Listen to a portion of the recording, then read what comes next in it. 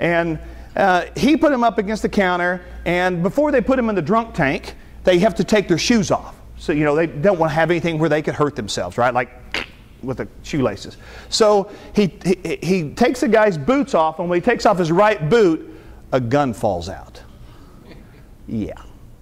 He was trying to get his handcuffs slipped so he could get to that gun. He would later tell the jailer on tape, when asked, what were you going to do if you could have gotten that gun? He said, I was going to kill those two cops. I'm going to shoot them in the back of the head. Now, that might just be idle talk, except for the fact that about 10 years later, he committed a cold-blooded murder, to which he is in prison for to this day. So he was capable. I went home that night after my shift. I remember sitting down on my couch and thinking about what had just happened.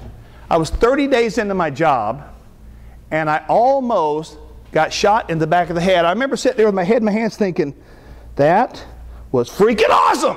It was just like TV. There were real bad guys, there were real guns, I was a real cop. Woohoo! Couldn't get any better than this. I loved the job.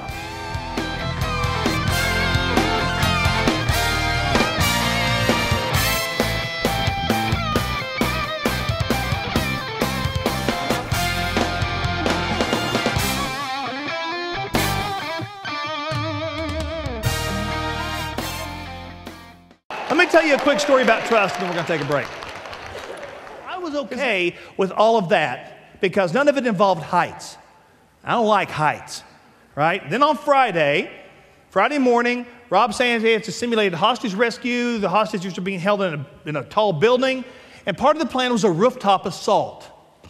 A rooftop assault. Well, that sort of begs the question, how do we get on the roof to begin with, right? So I said, Rob, how do we get on the roof to begin with? And he said, skid rides. I said, what's a skid ride, Rob? He said, it's where you stand on the skid of a helicopter and they transport you to the top of the roof. I said, I think the word you're looking for, Rob, is fly. Transport is what happens to a package when you call UPS. It gets transported. What you're saying is we're going to stand on the outside of a helicopter. They're going to fly us up in the air and put us on top of a building if we're lucky. Yep. Aren't there any seats inside the helicopter, Rob? Yep. Then why don't we sit on them, Rob? And I don't know, maybe fasten our seatbelts and close the door and glue it shut. How'd that be for a plan, Rob? Nope.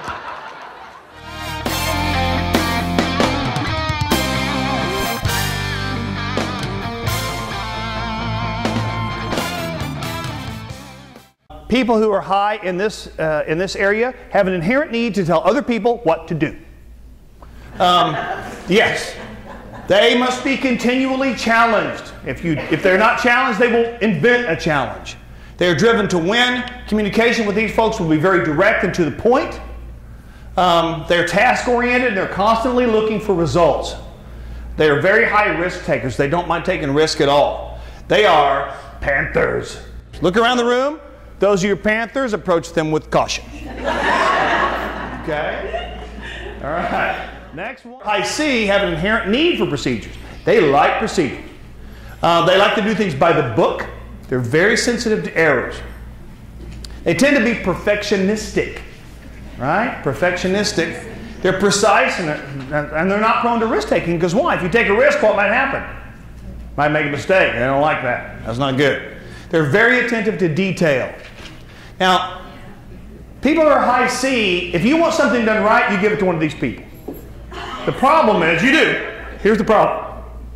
They sometimes suffer from the paralysis of analysis, right? They may not get it done, but when it does get done, it'll be right.